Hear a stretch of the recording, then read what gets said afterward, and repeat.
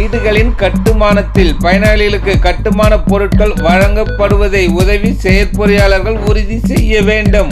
ஊராட்சித்துறை சார்பில் நடைபெற்ற ஆய்வு கூட்டத்தில் கலெக்டர் பேச்சு.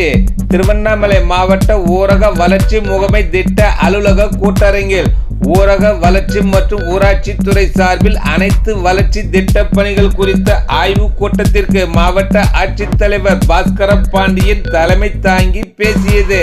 கலைஞரின் கனவு இல்ல திட்ட பணிகளில் கட்டுமான பணிகளை ஆரம்பிக்காமல் நிலுவையில் உள்ள பணிகள் அனைத்தையும் கட்டாயம் விரைவாக ஆரம்பிக்க வேண்டும் என்றும் அனைத்து ஊராட்சிகளிலும் உள்ள மேல்நிலை நீர்த்தேக்க தொட்டிகளை தினமும் குளோரிசன் செய்வதுடன் 15 நாட்களுக்கு ஒரு முறை கட்டாயம் சுத்தம் செய்ய வேண்டும் என்றும் வீடுகளில் கட்டுமானத்தில் பயனாளிகளுக்கு கட்டுமான பொருட்கள் வழங்கப்படுவதை உதவி செயற்பொறியாளர்கள் மற்றும் மண்டல அலுவலர்கள் உறுதி செய்ய வேண்டும் என்றும் அரசின் பல்வேறு திட்டங்களின் கீழ் மேற்கொள்ளப்பட்டு வரும் வளர்ச்சி திட்ட பணிகளை தொடர்ந்து முறையாக மேற்கொள்வதுடன் வளர்ச்சி திட்ட பணிகள் அனைத்தையும் நிர்ணயிக்கப்பட்ட கால அளவிற்குள் விரைவாக முடித்து பொதுமக்களின் பயன்பாட்டிற்கு கொண்டு வர வேண்டும் என்று பேசினார்.